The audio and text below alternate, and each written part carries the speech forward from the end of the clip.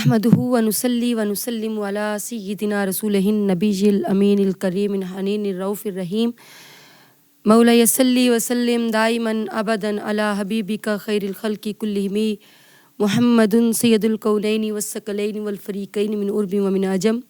اما بعد فاعوذ باللہ من الشیطان الرجیم بسم اللہ الرحمن الرحیم۔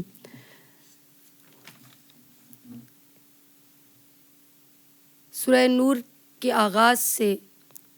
اللہ پاک نے قرآن حکیم میں ارشاد فرمایا سورۃ انزلناها وفرضناها وانزلنا فیہا آیات بینات لعلکم تذکرون،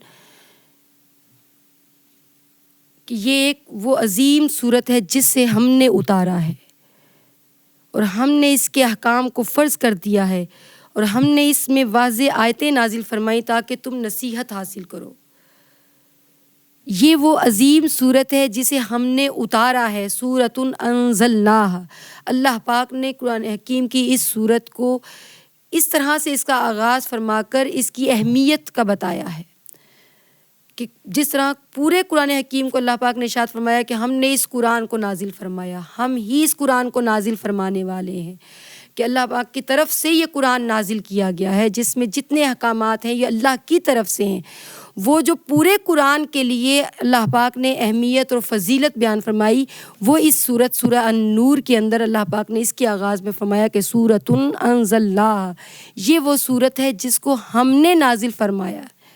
اس کی اہمیت اس لیے بیان کی گئی کیونکہ اس کے اندر جو احکامات ہوں گے وہ اللہ پاک کی طرف سے فرض کر دیے گئے ہیں۔ سورۃ انزلناها وفرضناها،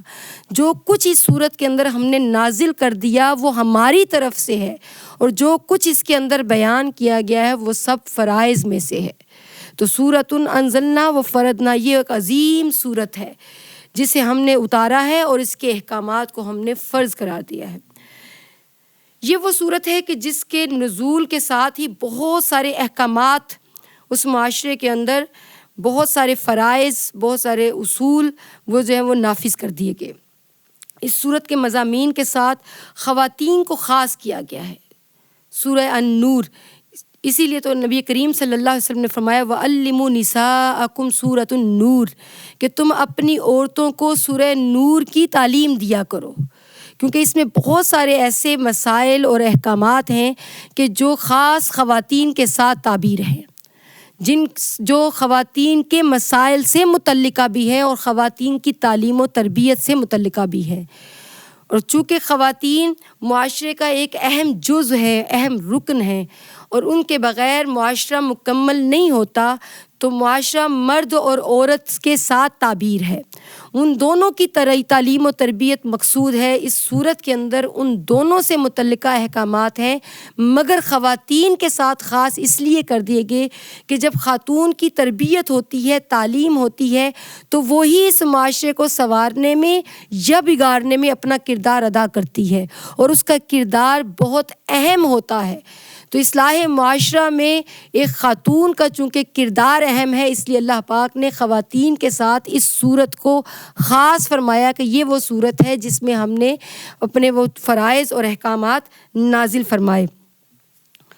معاشرے کی اصلاح انہی احکامات پر سے تعبیر ہے، جو احکامات سورۃ نور کے اندر اللہ پاک فرما رہے ہیں اور جس سے ان کا آغاز کیا جا رہا ہے اس صورت کا، وہ سورۃ نور کے اندر جن احکامات سے اس کا آغاز ہو رہا ہے وہ احکامات معاشرے کی اصلاح میں بنیادی کردار ادا کرتے ہیں، کہ جس طرح سے آپ کا جتنا زیادہ کردار مضبوط ہوگا اتنا زیادہ معاشرہ سنورتا ہے، اتنی زیادہ معاشرے کی اصلاح ہوتی ہے۔ تو کردار کی مضبوطی کے ساتھ مستحکم معاشرے کی دلیل ہے، مضبوط کردار ہی مستحکم معاشرے کی دلیل ہوتا ہے، اور اصلاح معاشرہ میں کردار کی پاکیزگی ایک اہم ہے، انتہائی اہم ہے۔ اگر جب تک آپ کا کردار پاکیزہ نہیں ہوگا، مطہر نہیں ہوگا، اس وقت تک آپ معاشرے کے اندر اصلاح کو، مثبت سوچ کو، اچھا انداز فکر اور عمل کو آپ کبھی بھی اس کے اندر رائج نہیں کر سکتے۔ اسی لیے اللہ تعالیٰ نے جب اس سورت کو نازل فرمایا تو ساتھ ہی فرمایا کہ یہ سورت ہماری طرف سے نازل ہوئی ہے اور اس کے اندر آنے والے احکامات بھی ہماری طرف سے ہیں۔ تو سب سے پہلے تو اس صورت کی اہمیت اور فضیلت کو بیان فرمایا کہ آقا علیہ السلام نے فرمایا کہ یہ صورت انتہائی فضیلت کی حامل ہے۔ حضرت مجاہد رضی اللہ تعالیٰ عنہ روایت کرتے ہیں کہ حضور نبی کریم صلی اللہ علیہ وسلم نے فرمایا کہ تم اپنے مردوں کو سورۃ المائدہ اور اپنی عورتوں کو سورہ النور کی تعلیم دو۔ پھر حضرت ابی بن کعب رضی اللہ تعالیٰ عنہ سے روایت ہے کہ حضور نبی کریم صلی اللہ علیہ وسلم نے فرمایا جو شخص سورۃ نور کی تلاوت کرے اسے گزشتہ اور آئندہ تمام مومن مردوں اور عورتوں کی تعداد کے برابر 10 نیکیاں عطا کی جائیں گی۔ شیطانی وساوس، برے خیالات، گناہوں کی رغبت سے حفاظت اور ہر طرح کی ذہنی پریشانی سے نجات کے لیے سورہ نور کی تلاوت کرنا بڑی فائدہ مند ہے۔ جو شخص روزانہ 3 مرتبہ اس کی تلاوت کرے تو اس کی برکت سے اللہ پاک برے خیالات سے چھٹکارا عطا فرماتا ہے۔ تو سورۃ انزلناہا فرضناہا، یہ وہ صورت ہے کہ جن کو ہم نے نازل کیا اور اس کے تمام احکامات کو فرض قرار دے دیا۔ اللہ پاک نے اس صورت میں ان قوانین کا بیان کیا ہے جن پر سختی سے عمل درآمد کروانے کی تلقین کی گئی، ان احکامات جن کی حدود سے باہر نکلنے سے، جن امور پر سختی سے حدود قائم کی گئیں، عائد کی گئیں، وہ ہیں جن سے خاندان تباہ و برباد ہو جاتے ہیں۔ اس لیے ان امور کے اوپر، ان معاملات پر، ان احکامات پر سختی سے عمل درآمد کرنے کی تلقین کی گئی۔ جو قوانین قدرت ٹوٹتے ہیں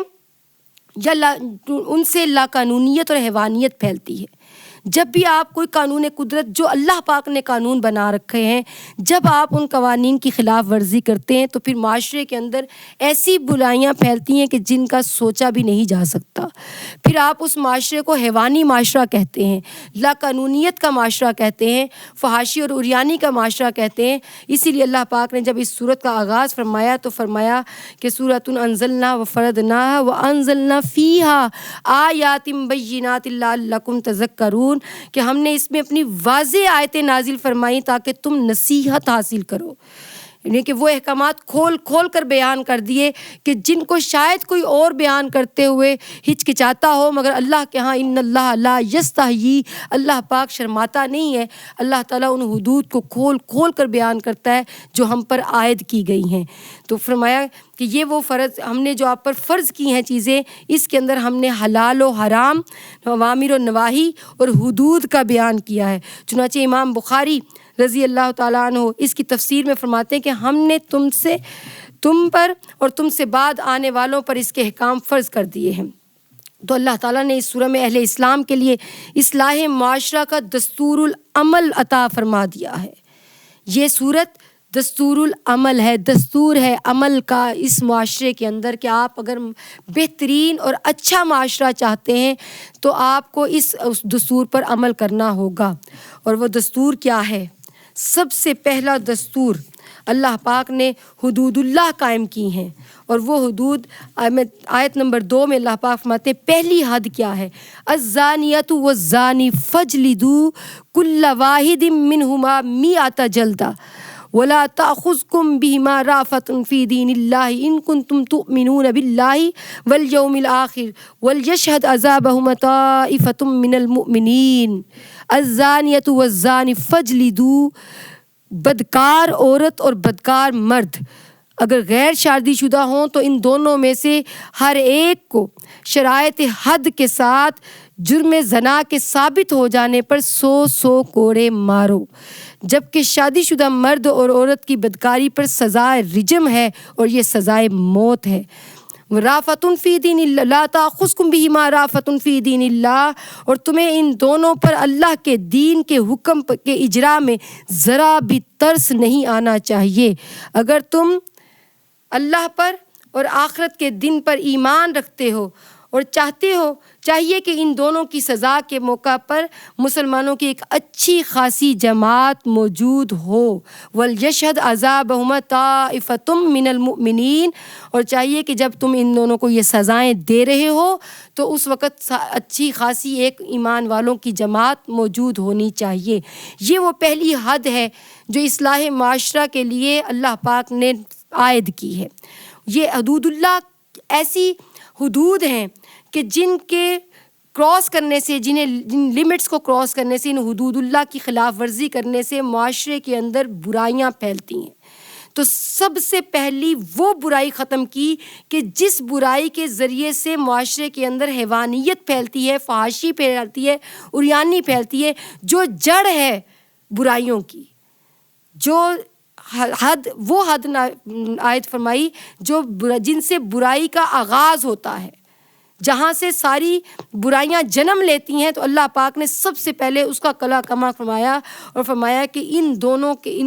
لا تقربوا الزنا، خبردار زنا کے قریب بھی مت جانا. وہ جو اسلام سے پہلے یہ ایک روایت تھی اور بڑے فخر سے بیان کی جاتی تھی، یہ ایک عادت تھی جو بڑے فخر سے بیان کی جاتی تھی، یہ ایک رسم تھی جو بڑے فخر سے کی جاتی تھی. جو شخص اور اپنے اس زنا کے جو قصے تھے ان کو بڑھ چڑھ کر مجالس میں بیٹھ کر سنایا جاتا تھا.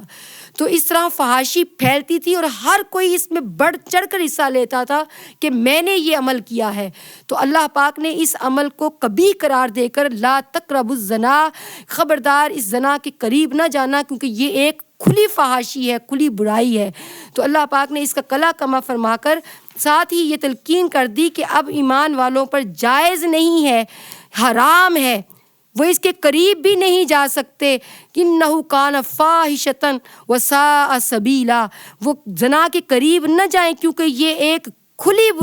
فحش برائی ہے، وساء سبیلا، اور انتہائی برا راستہ ہے. تو اللہ پاک نے جب یہ آیت نازل فرمائی تو مسلمانوں کو، ایمان والوں کو جو اہل ایمان ہیں، انہیں اس برائی سے روکنے کے لیے ساتھ ہی اس کی سزائیں بھی سنا دیں کہ یہ اتنی کبھی برائی ہے، اتنا کبھی عمل ہے، اتنا خبیث عمل ہے کہ اگر اس عمل سے گزرو گے، اللہ کی حدود کو کراس کرو گے، اللہ کی حدود کی خلاف ورزی کرو گے، اللہ کی حدود اللہ کے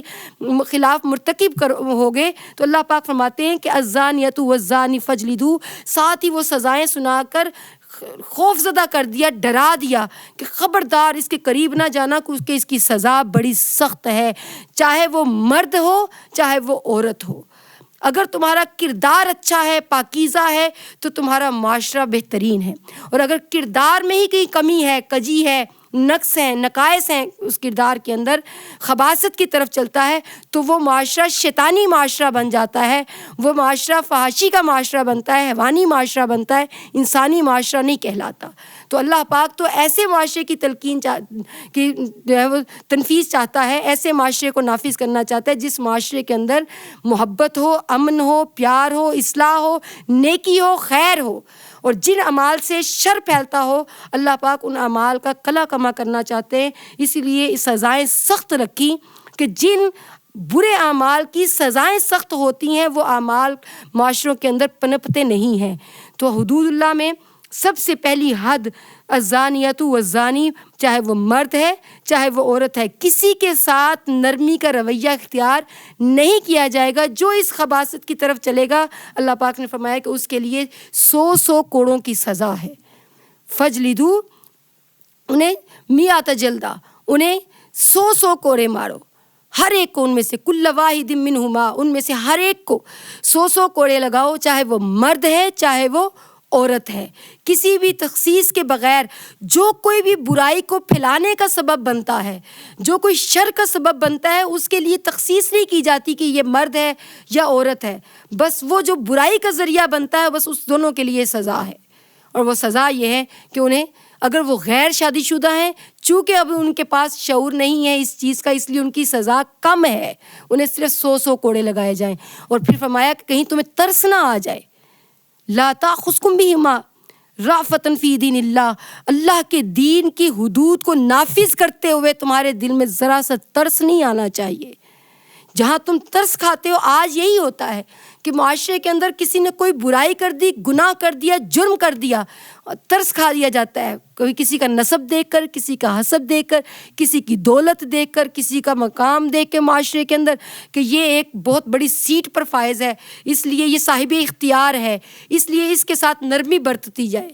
یہ چونکہ معاشرے میں ایک بہت بڑے نسب کا حامل ہے، یہ بہت بڑی سیٹ ہے، اس کے اوپر اختیار ہے، اس لیے اس کے ساتھ نرمی برتی جائے. تو آج بھی ایسا ہی ہوتا ہے، جو لوگ صاحب اختیار ہیں وہ جرم کریں تو ان کے ساتھ نرمی کا رویہ ہے۔ تو اللہ پاک نے اس چیز کی طرف جو ہے وہ توجہ دلائی ہے کہ کوئی بھی کسی قسم کا ترس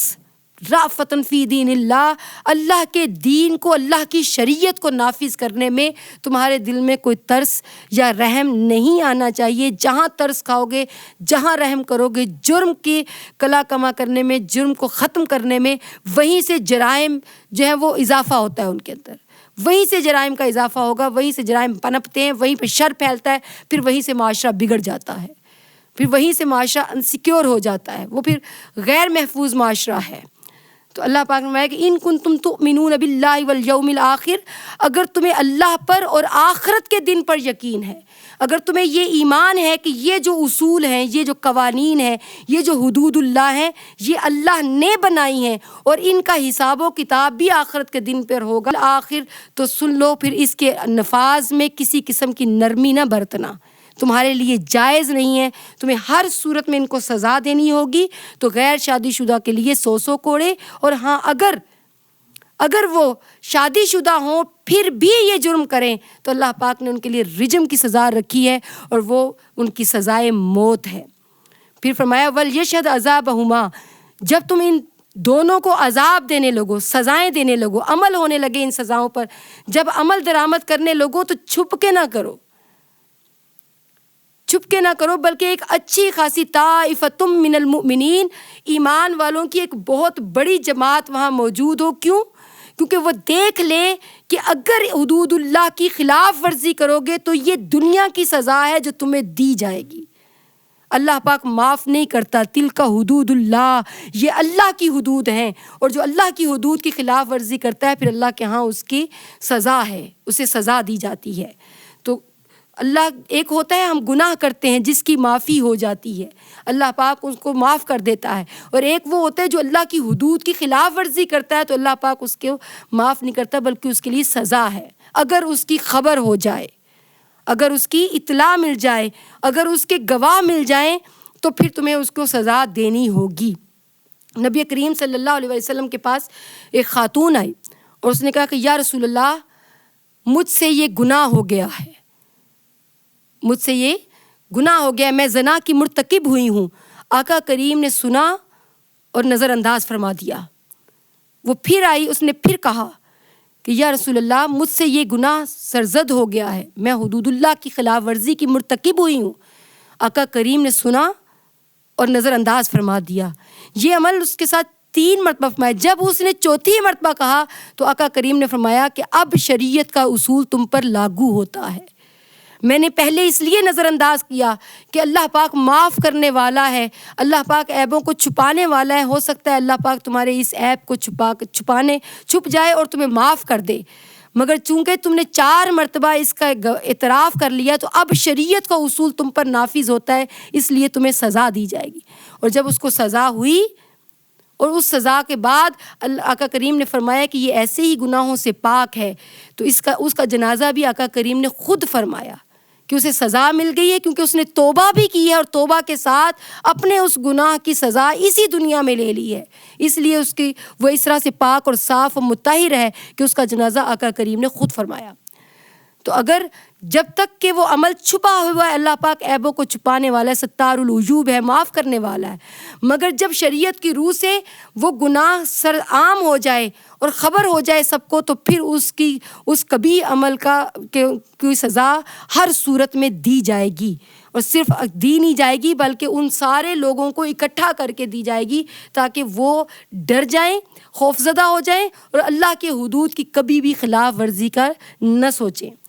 پھر فرمایا الزانی لا ینکح الا زانیۃ او مشرکۃ والزانیۃ لا ینکحھا الا زان او مشرک وحرم ذلک علی المؤمنین، بدکار مرد سوائے بدکار عورت یا مشرک عورت کے کسی پاکیزہ عورت سے نکاح کرنا پسند نہیں کرتا، اور بدکار عورت سے بھی سوائے بدکار مرد یا مشرک کے کوئی صالح شخص نکاح کرنا پسند نہیں کرتا، اور یہ فعل بدکاری مسلمانوں پر حرام کر دیا گیا ہے۔